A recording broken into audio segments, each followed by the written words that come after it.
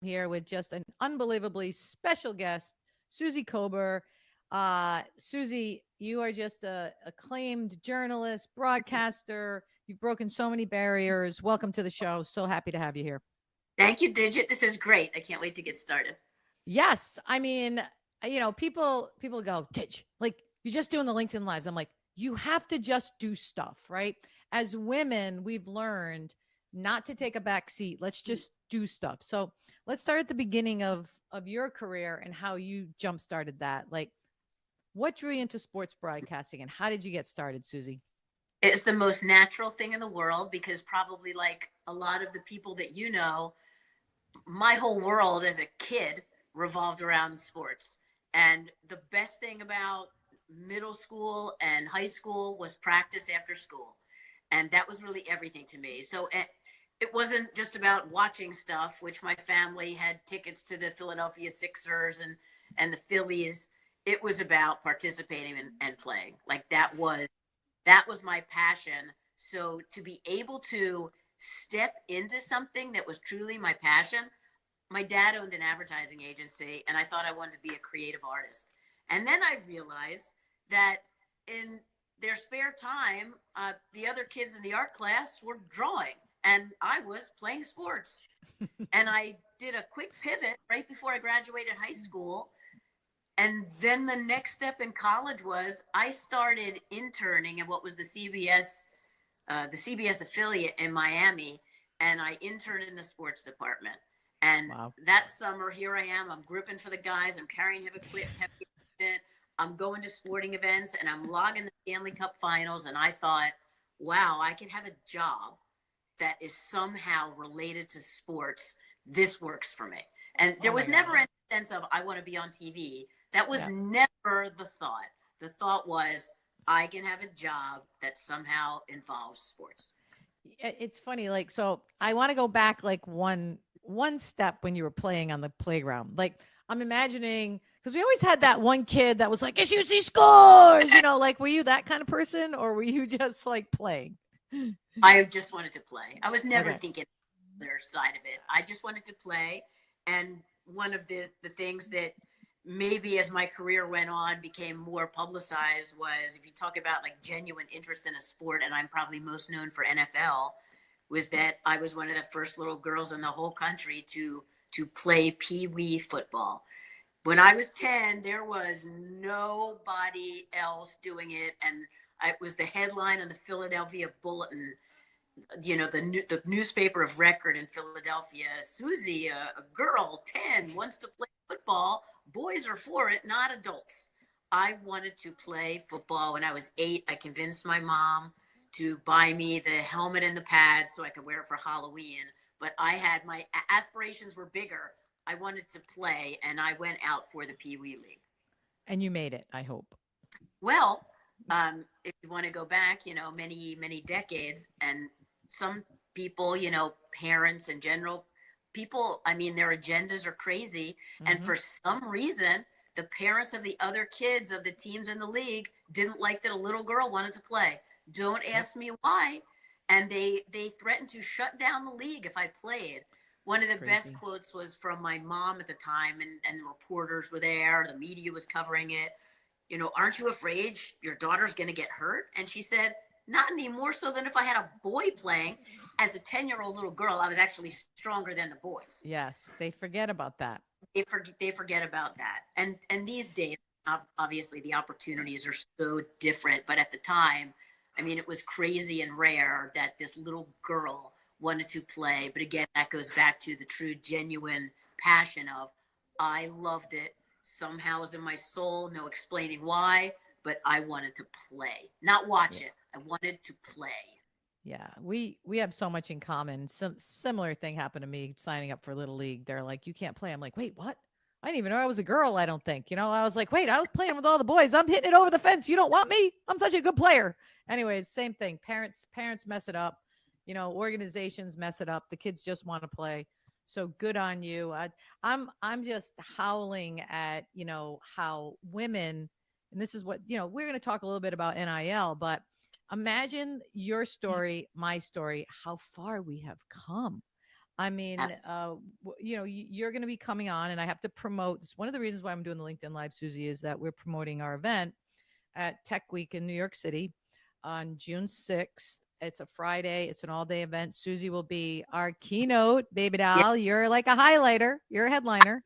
I can't wait to just hear the agenda and Yeah. hear what you have to say to these young women about how they can use this to their advantage. There's just Yeah. not enough there's discussion. there's not enough advocacy, there's not enough education. And one of the things I say on all my LinkedIn lives, so I'll say it now, it's an opportune time, is that what we're not understanding is there is a 20 to 30 year discriminatory path, and it's not anyone's fault, but the NCAA has sought out media rights deals for men and boys in college, right? They've done deals with CBS and the Rose Bowl and NCAA March Madness. And all of those media rights deals have gone over the course of decades, multi millions and billions of dollars to men. So it's elevated their value just by the fact that they play in the NCAA and these schools are making these big broadcast deals. I mean, you've been in broadcasting your whole life, so there's a lot of money in it. So when a boy or a man steps on that field, their value add is immediate. Their impact is immediate. Their influence is immediate. But women are just starting to get their value upped because this is the first year, I'm sure you know it, that's the NCAA has actually allowed March Madness for women to now share in the purse, right? So, I mean, there's all these decades of, and you don't want to say discrimination, just systemic kind of stuff. Systemic stuff happens. Like Right, the way that the NCAA works happens, and right. Don't they're be the not thinking about women right, and but until don't be the now. there is a space, and I'm Correct. anxious to hear how you can educate these gals that there is a space. The space has to be, in my humble opinion, is how do we lock in technology to grow audiences?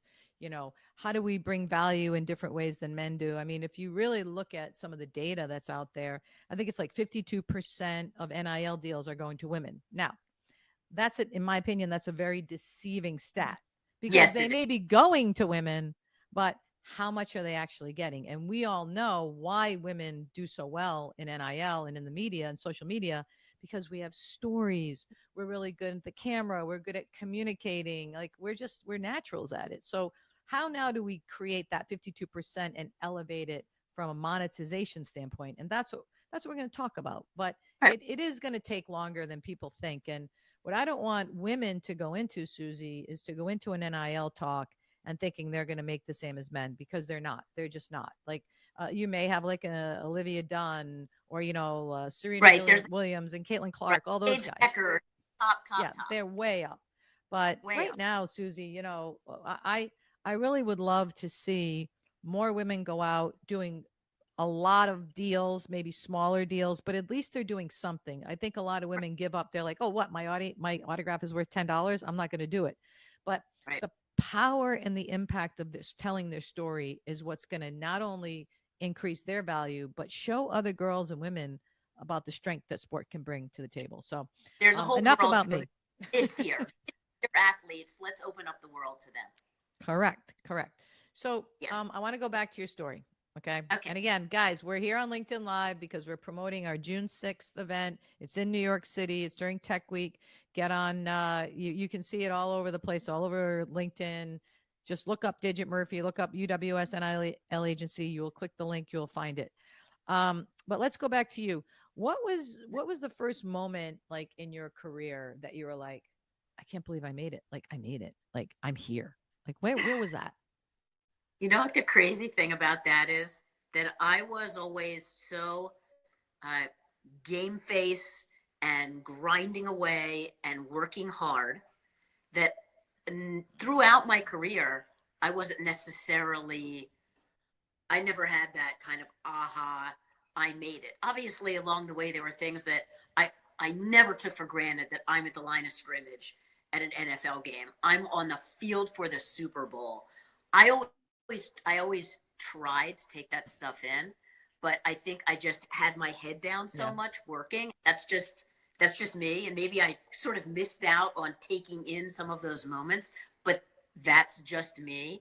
And I will say that if there's a silver lining of being laid off, and especially when you're right at the top of your career and you're on top, if there's a silver lining, it's that a colleague of mine in the business said it's sort of like um, you're at your own funeral and you get to hear what everybody else is saying.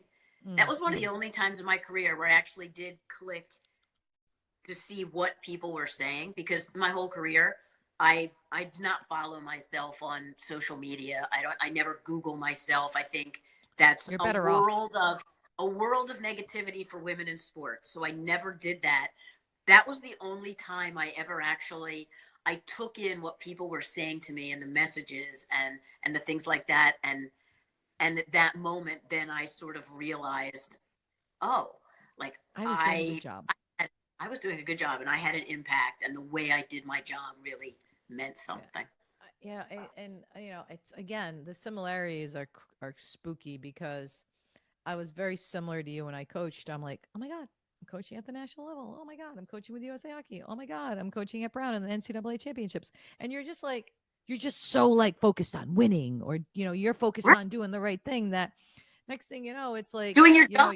yeah, you're back like the next day, you're cutting the lawn and feeding the kids, and you're Yeah. like, wait, I was just there Sure. yesterday, right? Meanwhile, if we were And you know guys, what? like we'd be smoking cigars, we'd be on like the Riviera, but we're like back, like taking care of the kids, right? So funny, because I would think that to myself all the time, is in those days that I just wasn't at the gym, that people didn't see me, I was in 3 cities and I just did this, this, and this. Or, Yeah. at my daughter's sporting event, and nobody's thinking about that I got up on 2 hours of sleep to catch the first flight so I could be there, and I haven't slept, but I'm not missing this because the real priority in my life is watching her and her games. Nobody's putting all those pieces together. You're just living your life. You're working Yeah. hard and you're living your life. That's it. Yeah. You bring me to a point of, being a woman in a male dominated field, right? Um, did you face any barriers in the industry that you can talk about? Like, I mean, I could talk about it for days, like about women not coaching in my space. I mean, I literally make a show out of that. But is there any kind of unspoken rules or barriers that you had to navigate back then? I would say that on one side, I didn't feel like it really impacted me that much, because the whole foundation of my career was behind the scenes as a producer. And for many years, I was I was at a national championship press conference with 250 men, and I was sitting in the front row in the middle seat, and I asked the first question, and that was all happening for me behind the scenes, writing for the guys, all of that. So when I made the transition on air, it might have been an adjustment for the audience, but didn't necessarily feel like it was for Mm, me, because I just mhm. always felt I belong, natural, comfortable. The one difference I would say is that I did feel that I was judged harder because I was a woman. You could not make a mistake. While a guy could misspeak, quarterback or cornerback, Yeah. I would get letters because I Yeah. just misspoke. But you know what? But I've always been such a tough critic of myself that I don't think anybody else could be more critical of me than I was already being. So I would say, just from that standpoint in broadcasting, you get judged harsher. But Yep. in terms of feeling like I fit in, I never didn't feel like I fit in. Yeah. That's awesome. It's awesome to hear. It's kind of like sometimes, and you don't ever want to like, step on other women, but sometimes it's easier to work in a room full of men because you can just say whatever you want. That's how I always felt, because I always felt like, like my partner calls me an Italian man. She's like, "You're not a woman, you're an Italian man." I'm like, "Oh, I'm Italian man." So anyways, but I'm just saying, like, like you really do feel sometimes that you are one of the gang. And Yeah. I think where it makes the most, and women aren't thinking about this, is the stuff that you don't see, like the pay equality, the things that are kind of subtle behind the scenes. So I don't know if you've ever experienced any of that stuff, but you had an agent, right, to deal with that, so you didn't have a problem.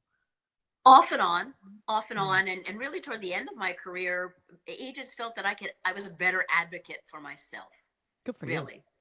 And many of the deals, in fact, like the best agents were actually very fair, saying, you know what, you got this or you're getting this because of what you've accomplished and who you are, not really because I'm doing some sensational job for you. So even at times percentages were waived because of that. Oh, But I really felt like most of my career I was my own advocate. awesome. And again, I'm here, Digit Murphy, with Suzy Kolber. We are talking women's sports. We're talking UWS NIL agency. We are promoting, calling all athletes, baby, athletes, administrators, come to New York, come to our workshop. We are trying to educate, empower, and include women in the conversation about NIL. And Suzy, you are our keynote. So we're promoting this today. So I want to ask you a question about young women entering in the sports media world. Uh, what would you tell them? And what advice would you give them? Yeah, number one is be genuine. Enter into this for the right reasons. If you're just interested in being on television, being a celebrity, those things, this is the least glamorous place to be. I mean, it's hard to do it right and to be respected. It's really hard work. So enter into it for the right reasons. Be passionate. Be genuine, and also be willing to work harder than anybody else. Yeah, Those obviously you have to have talent, but also work ethic, and I there's a lot that's always been a piece to the puzzle that if you're willing to outwork everybody in the room, there's something there for you. yeah, I agree 1,000% because I did a lot of I didn't do a lot, but I have done broadcasting. And the thing that people don't understand, it's like being a trainer. It's like you're calling the game, you're on the field with the game, but then there's stuff before the game. There's stuff after the game. There's prep. It's like when I was a coach, yes, we had practice, yes, we were on the ice, but when you were done with the game, you were done with the game and you were on to the next one. But with the Right. media, I mean, it never ended. I was like, You're never this is so much work. And it wasn't that I didn't want to do it, but I was like, I had no idea. People have no idea that for a Monday night football game that the whole crew we are working 7 days a week during the football season.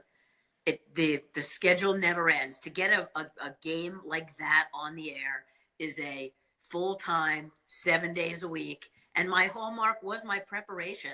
I Mhm. can't imagine not being wholly prepared. And there was that final little, I'm going to listen to this, and you get that one perfect little nugget that's the That, thing that got used on air. And you think, wow, it just always confirmed for me that going the extra mile was just always worth it. It just yeah, always was. I'm dead. I'm dead at what you said because when I sent you, you're like, "Oh, I was prepping. I'm like, what are you prepping for? This is just like a fun conversation about yourself. And you're like, no, I got to prep. So like, it never ends in I've your never life. talked about prepping, right?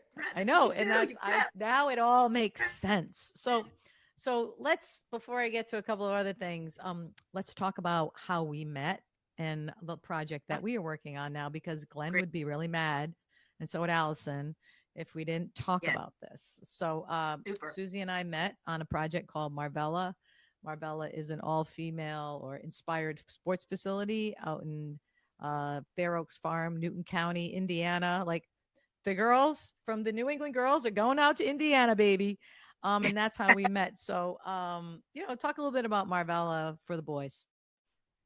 Yeah, the thing that really attracted me to this project is we think of facilities for boys, Cal Ripken, Cooperstown, all of these places where boys can go train and what what is there exclusively for girls, and then especially in today's society when too many girls are stepping away from sports at a young age for all the wrong reasons and social media, different things.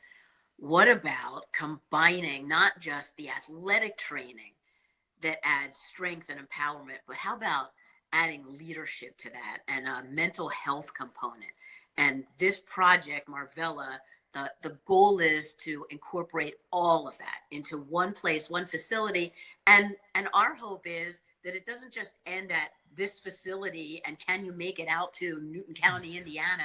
It's that this is a brand that can travel, that people can go to the site. The plan is to have M Network that people can click on and get all of these great tools and these great things. And it'll be a one-stop shop of Leadership. training, mental health education for girls in sport. And you said it so eloquently because of course you are the broadcaster, you are the magical wizard of words. I look at this and I see everything that we've worked for in our careers, right? Creating opportunities for young girls and women, like leaving a legacy, getting leadership development out there. And ironically, Susie, girls are still quitting at the age of 14, and it's crazy. So we're hoping that Marvella is one of these brands that can help grow women's leadership, because here's what I think. And this is why, again, NIL education, why education is so important. We have made sports so performative that we forget about what we learned, the lessons that we learned, the leadership that Right. we learned.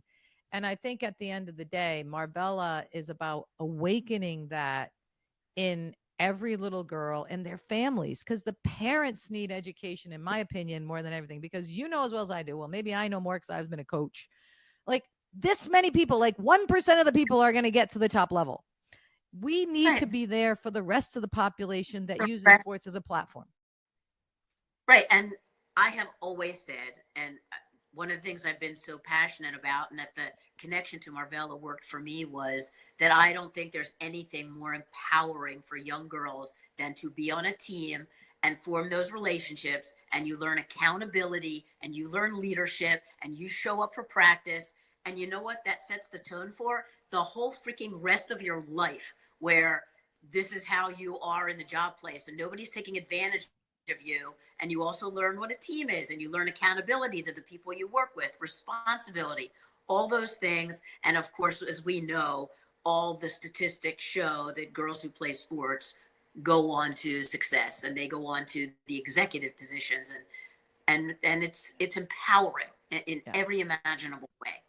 Well, we got to wrap up. We got about 4 minutes left. I don't want to take up too much of your time, or this is a sneak peek, and like, you're coming to talk with us in New York on June 6th. Again, this is NIL education for UWS NIL. That's why we're doing this LinkedIn Live today.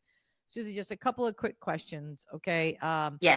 Who in women's sports, past or present, do you admire and why? If you watch women's sports on TV, especially on ABC, ESPN, you see Holly Rowe, who is a Hall of Famer herself. And she is so passionate about the sport she's covering, whether it's women's college basketball or the WNBA or men's college football. Her knowledge is so first rate, and you can tell that she really cares and she's invested and she's emotional in a really good way, and just so incredibly knowledgeable and prepared and smooth on TV. I love watching her. And there was a couple years ago, I was in Philly for Monday Night Football, and she was running into the hotel. We met in the lobby, and she had an NBA game that night, but she had just come from some other event, and she's got a family and a life too. And there she is on no sleep, and you appreciate all the work that goes into that. But she is a superstar. I love that you mentioned one of those women that's right beside you, because we need more women like the Susies of the world that are uplifting other women. Um, and then the last question, okay, if you had one piece of career advice that you'd put on a billboard, like a billboard, like you're gonna shout this to the Oh world, yeah, okay, what would it be? yep, yep. I've mentioned it. Be genuine, Yep. outwork everyone, and Okay. believe in yourself. If I you like that. don't believe you should be there, nobody else should. Yeah, I really love that, believe in yourself, because so many times women are risk averse. They don't want to just put themselves out there. And look at us. We put ourselves out there every day on LinkedIn Live. Like, who does live stuff? Like, we do live stuff, right? Because Ah, we're we're just doing it, right? And there's nothing wrong with that. But live, times are changing. live, live, everything. Live, Live is live is everything. the Well, adrenaline.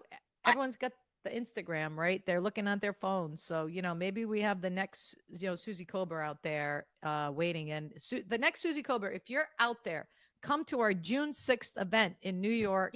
Meet the original, the perfect Suzy Kolber in person, and we'll rock your world. So, Suzy, I cannot thank you enough. How do people get a hold of you these days? Like, where are you at so people can find you? My LLC is Kolber Sports Nice. LLC, and I am on LinkedIn, and I hope to do more speaking, just like I'm going to be doing for you. So We're going to be doing it's more. my story is inspiring. I hope. So that's just one element, and then I have some really cool give back projects that I'm working on, as well as Marvella, and you can see it all on LinkedIn. Well, you're genuine. You're a peach. I cannot thank you enough for being on the show and to coming to our event again, June 6th in New York City during Tech Week. Get on Eventbrite, get on digitmurphy.com, get on uwsnil.com. Come see Suzy, and we really really thank you again for being on the show today. Thanks, Suzy. I can't wait to be there, and this was great. I loved it. Awesome. Okay.